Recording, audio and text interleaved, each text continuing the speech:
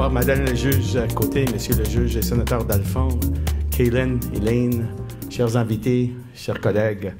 Quel grand plaisir et honneur pour moi de rendre hommage au leader exceptionnel, Kaylin, et de partager avec vous certaines de mes impressions personnelles à son égard. Même si j'ai eu parfois l'occasion de remercier Kaylin du privilège que j'ai de travailler avec lui, évidemment, je n'ai pas toujours pu le faire qu'en passant, via commentaires ici, par là, dans le feu de l'action, lors de nos échanges et défis quotidiens. But now I get to share it with all of you, with full color and texture from the inside. Kaylin, pour rien au monde, je n'aurais voulu être ailleurs qu'ici ce soir. Over the years, I've repeatedly said to whomever would listen that Kaylin's extraordinary transformation, that Air Canada's extraordinary transformation since Kaylin took the helm a decade ago is a classic business school case study in leadership. The difference that one single person at the top can make.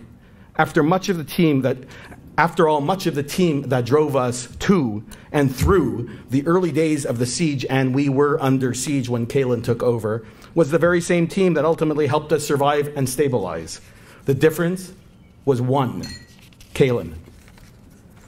Qu'est-ce qu'il y a de si remarquable, ce leader d'exception, à propos duquel j'ai affirmé, même quelques semaines avant qu'il ne prenne les rênes de la société en 2009, qu'il était probablement la seule personne au Canada capable de nous éloigner de l'abîme vers lequel nous nous dirigions assurément et dans lequel nous étions sur le point de plonger, qui lui a permis de nous extirper de l'impasse complexe, urgente et insoluble dans laquelle nous nous trouvions à l'époque.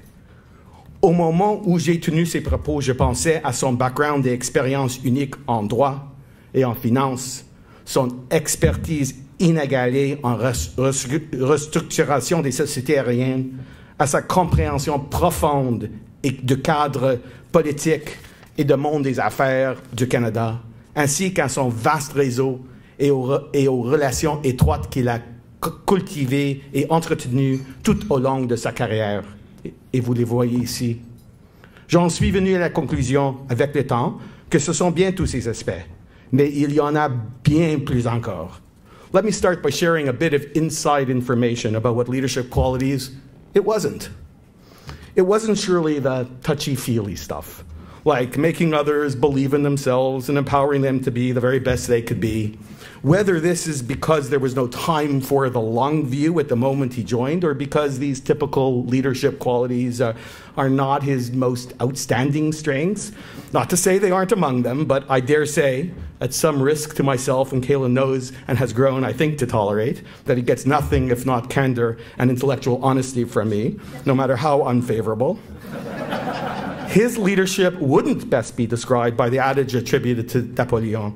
When I give a minister an order, I leave it to him to find the best means to carry it out. No, that's not Kaylin.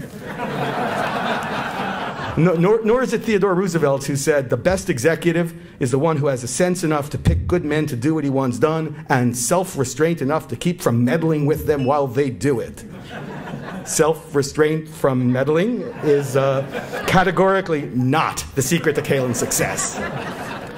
Mais Kaylin ne reste pas les bras croisés à regarder les autres se démener pour trouver la bonne voie. Il n'hésite pas à dire les choses telles qu'il les voit, dès qu'il les voit, si brutales qu'elles puissent être. I'll not soon forget, not because I'm thin-skinned, I'd like to think, but because it was the only time after sharing what I thought was a perceptive, insightful, constructive observation that I was sure would resonate after some reflection and even change the course of action, that I heard the instantaneous retort, "That's the stupidest thing I ever heard." or some such compliment. Incidentally, after that meeting, Kaylin did call me aside to explain, not quite apologize, but clarify, that he didn't and wouldn't have called me stupid, respecting me too much for that. It was only what I said that was. I was redeemed, and so relieved. Now, fortunately, as a Harvard-educated lawyer, saying stupid things is not something about which I am particularly insecure. But to Kaylin, with his uncanny instincts, so much more often right than wrong, even on first glance, the rational, cerebral, and even logical, doesn't necessarily prevail and sometimes has no place and is maybe even stupid in context. Almost an enigma considering he's a lawyer, something of which he constantly reminds me, and a real challenge for me as a lawyer.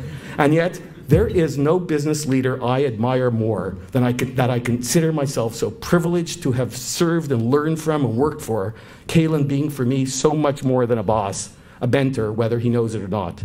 He has shaped me not only professionally, but also personally.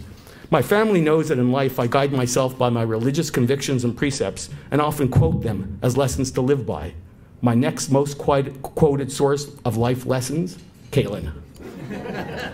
Voici donc sa plus grande qualité de leader, telle qu'en mise en évidence par Colin Powell, qui semblait parler de Calin lorsqu'il a dit « Les grands leaders sont presque toujours des grands simplificateurs, qui tranchent au travers des arguments, des débats et des doutes pour offrir une solution que tout le monde peut comprendre. » Calin doesn't shine a light from behind.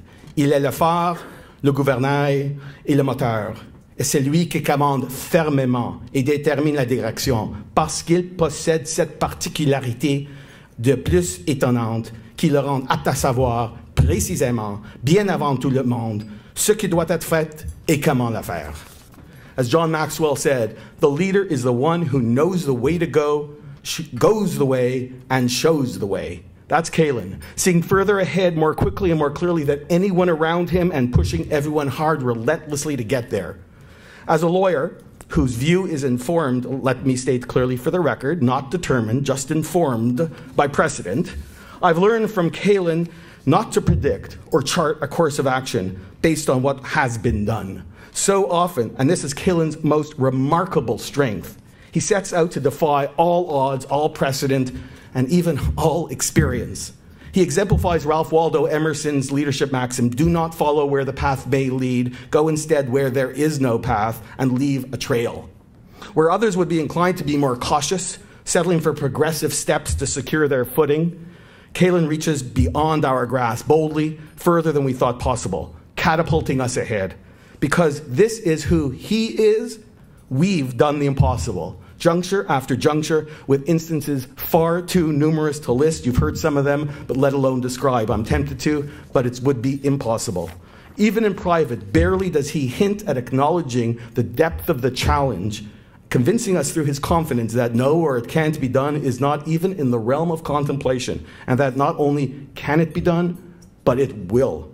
A brilliant, instinctive doer and innovator with clarity of purpose and relentless singular focus, il met tout le monde au défi d'accomplir l'impossible, n'acceptant rien de moins, poussant et propulsant tous et chacun vers des sommets toujours plus hauts afin de repousser les limites du normalement possible. If you haven't detected it yet, it's not easy working for Calin.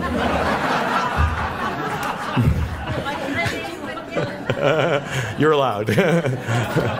But it is so rewarding. Over the some 22 years I've spent at Air Canada, 15 of which as GC or CLO, and now because of challenges and rewards of working with Calin on my fifth of what was to have been one, maybe two 5-year plans when I joined. My personal low point was when Calin departed in 2004 before we exited from CCAA. He was magnanimous and generous of spirit about it, a lesson I will never forget. But it hit me hard personally. I felt it emotionally, having been sustained through those times by his energy and the privilege to learn from him as we worked through the intensity of the restructuring. At more than one point following, I was preparing to leave, but Calin encouraged me to stay. My personal high point emotionally was when he returned in April 2009, to me, really, like a white knight in shining armor to save the damsel in distress that was Air Canada.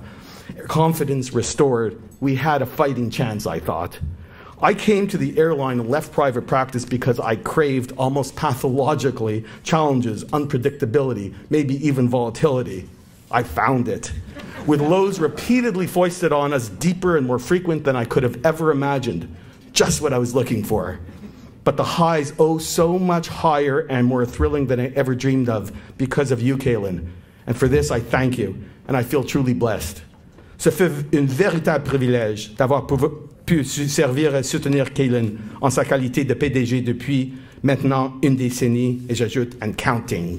For me, Calin, You are not CEO, lawyer of the decade. You are CEO of a lifetime, a mentor, and I'd like to think a friend to whom I will forever be indebted and always grateful.